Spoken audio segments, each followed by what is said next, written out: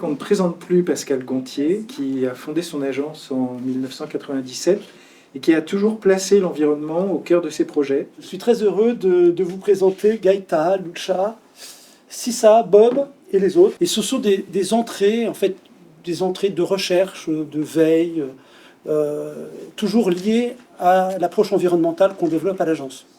Donc je vais commencer par Gaëta. La Gaëta, c'est une petite cornemuse. Et c'est également un acronyme, enfin pour nous, à l'agence, c'est un acronyme du travail qu'on fait sur les questions justement de ventilation, et notamment de ventilation naturelle, qui est un thème sur lequel on travaille depuis la création de l'agence. Gaëta, ça veut dire Global Air Integrated Technology and Architecture. Max Weber, c'est un bâtiment de recherche en sciences humaines.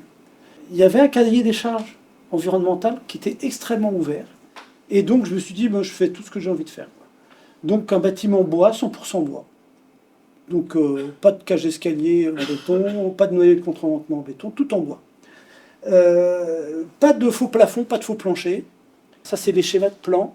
Donc c'est un plan, tout ce qui est plus basique. On fait les espaces les plus évolutifs et les plus flexibles, puisque basiquement c'est quand même un bâtiment de bureau. Et on fait toutes les circulations éclairées par la lumière naturelle, les cages d'escalier, mais aussi les circulations. Ça ne se voit pas en plan, et ça change absolument tout. Donc ça c'est des dessins de la période de conception, mais vous allez voir que la réalité c'est ça. C'est-à-dire que quand on n'a pas de faux plafond, ben, le faux plafond, l'acoustique, là, ça sert donc, j'ai dit, à cacher tous les trucs.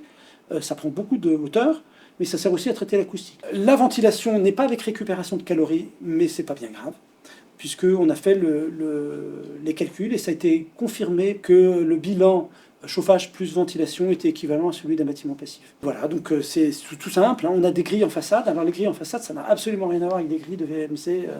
C'est tout le linéaire de bâtiment qui est en grille quasiment. On a 3 grilles par bureau, 25 mètres cubes par grille, donc j'en ai 2 de 25 mètres cubes, ça me fait 50 mètres cubes. 50 mètres cubes, c'est le débit pour 2 personnes. Et j'ai la ventilation de confort au centre, qui, elle, peut...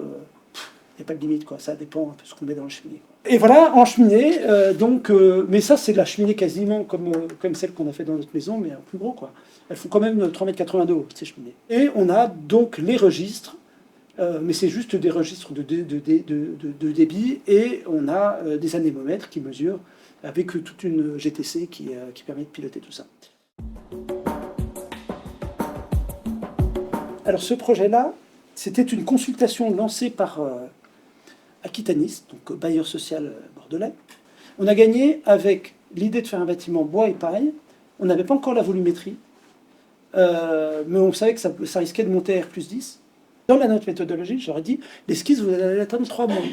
Je ne vais pas vous dessiner un bâtiment parce qu'il faut qu'on fasse d'abord les études aéroliques, qu'on teste des volumétries sur la question notamment des bâtiments qui sont à côté, juste à côté. Et comme je pressentais qu'il y aurait aussi des volumes hétérogènes, je disais, on va faire des études aéroliques à l'échelle de l'ensemble du site avant de dessiner le premier trait. Donc voilà, on a fait différents scénarios, une barre inclinée, 2 bâtiments, un grand bâtiment, etc. On est arrivé finalement à 2 bâtiments de hauteurs différentes. À partir de cette hypothèse-là, on a fait, avec c'est AMOS qui a fait ces simulations, donc sur tout le territoire de vent, pour voir si le bâtiment qui était au nord-est n'allait pas créer des pressions négatives qui empêcheraient la ventilation du petit bâtiment qui était que R+5. On avait un R+5 et R+10. Et la réponse était que ça pouvait marcher à certaines conditions. Donc ça permettait, il fallait dimensionner la cheminée, donc assez large, assez haute. Et puis on a optimisé la forme. Et on l'a optimisé pour... au départ, on était sur 2 rectangles, et on est parti sur des hexagones, et on a commencé à plier les toitures. Et la première raison, c'était de minimiser les vues, les frontalités vis-à-vis des voisins. Et le deuxième, c'était de permettre un meilleur écoulement de l'air sur les 2 bâtiments. Donc c'était vraiment des questions aéroliques. Et on a remouliné le truc, et on est arrivé à la conclusion que le bâtiment pouvait passer même de ventilateur. Pour ce qui concerne la structure, on a travaillé avec Gojard Technologies qui nous a expliqué qu'on pouvait tout à fait se passer de noyau béton à condition de contreventer sur toute la longueur par un système de colombage, hein, comme des arêtes de poisson, quoi. Et donc on est arrivé à cette forme qui est pas orthogonale et compatible avec une structure bois sans noyau béton. Voilà, donc ça nous a donné ça. On était très très contents. On a commencé à étudier tous les systèmes de cheminée possibles et imaginables à intégrer dans les toitures, avec des extracteurs en extérieur. C'est-à-dire que quand il n'y a pas assez de tirage, un petit ventilateur qui peut se mettre en route. Alors Nemo, c'est un poisson clown, un film que tout le monde connaît. Un poisson clown, ça vit avec une anémone. Voilà. Et ils se rendent des services mutuels. Et donc c'est ce qu'on appelle une symbiose. Alors bon, d'abord, pour la symbiose, donc le poisson clown reste sur le poisson clown et l'anémone reste une anémone. Donc ça, c'est de la symbiose urbaine. Donc vous voyez, les bâtiments restent chacun à leur place. Mais à droite, vous avez un lichen. Et ça, c'est une symbiose architecturale, c'est-à-dire quand là, c'est l'association d'une algue et d'un champignon. Et quand on associe certaines entités, on peut créer peut-être des nouvelles espèces. Et donc le lichen est une espèce à part entière. J'ai appliqué ça sur un concours que j'ai gagné, là pour le coup, qui est un concours qui était pour le château de Longchamp. J'étais parti vous voyez l'image en bas à gauche, c'est un chercheur américain qui s'appelle John Todd. Et il a inventé un dispositif qui s'appelle la Living Machine. La Living Machine, c'est un système de filtration très très concentré, très dense, très compact, de toutes les eaux usées d'un quartier. Voilà. Donc c'est un système pour les plantes. Donc ça fait des jardins tropicaux. Et puis on a eu le permis de construire avec cette folie au-dessus du château de l'entrée qui est juste là pour filtrer les eaux des toilettes, quoi. Mais pour 300 personnes, quoi. Pour un truc... voilà. Et donc c'était presque une installation artistique. On ne pouvait pas réutiliser, parce que légalement, on n'a pas le droit d'utiliser une eau qui est filtrée, qu'elle soit station d'épuration ou système comme ça. Il faut qu'elle repasse par le milieu naturel, mais il suffisait de faire un petit circuit dans le parc, et après on pouvait réutiliser l'eau. Alors voilà ce que ça donnait pour le château. Donc une terrasse, la terrasse existe aujourd'hui, 7 serres en verre structurel. Et alors à l'intérieur, c'était ça, quoi. Donc des grandes baignoires. Alors ce qu'on ne voit pas, c'est la partie immergée. Il y a 1,60 m de système de filtration verticale. Bespoke Open Building. Un autre thème, donc le bâtiment ouvert et sur mesure. Et c'est une méthode de co-conception qu'on fait avec les habitants, donc qui est une démarche, je dirais, qui est vraiment ludique. On cherche la personnalisation, on offre la personnalisation. En faisant ça, on va de facto constituer un groupe.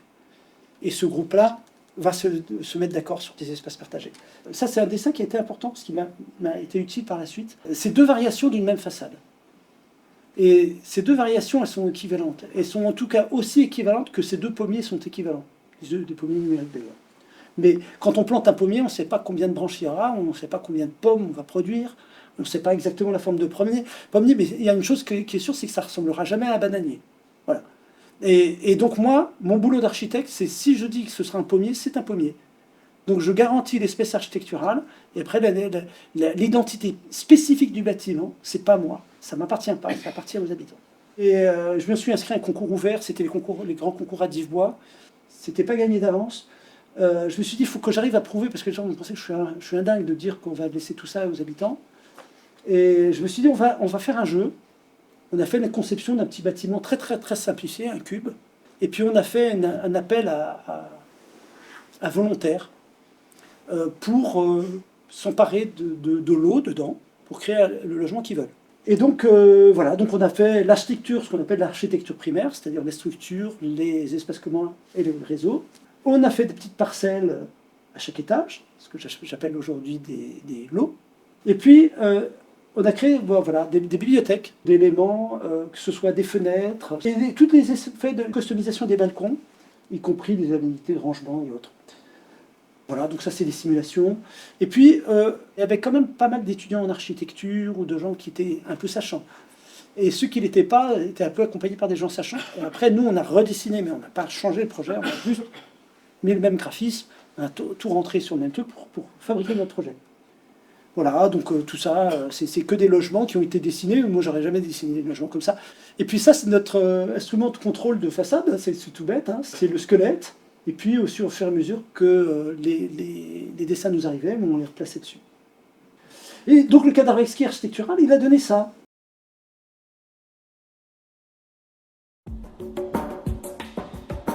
On a appliqué une petite partie de cette méthode sur le village olympique, sur lequel on était invité sur deux secteurs. Pour Saint-Denis, bon, là, on est... donc c'est un bâtiment en bois, mais noyau béton. Voilà. Donc là, je suis avec 2 autres architectes. On est parti pour que les bâtiments soient évolutifs, sur toutes les fenêtres pareilles. Des bâtiments donc évolutifs non seulement JO et héritage, mais aussi avec différentes dispositions, des séjours traversants ou des séjours à façade et et des champs de côté court. Là aussi, on a joué. C'est-à-dire qu'on s'est dit, comme il y a 12 cages d'escalier et on est 3 architectes, on s'est tiré au sort nos cages d'escalier, de façon, avec comme règle, d'avoir à chaque fois, à chacun une couleur, il faut que chaque couleur soit encadrée par une couleur grise et une couleur noire. Et donc ça nous donne ce projet de bâtiments qui sont à la fois réguliers par leur rythme, mais sur lesquels les architectes ont une liberté sur les façades, et notamment sur la matérialité. On a déposé plusieurs ATEX, parce que ce sont, dans la majorité des cas, des façades en terre cuite, sur ossature bois. Voilà. Donc ça, moi je vous montre plus particulièrement ceux qu'on a fait, qui sont en terre cuite, sauf le bâtiment en bois, qui lui est en bois rouge de Falin, sur celui-là.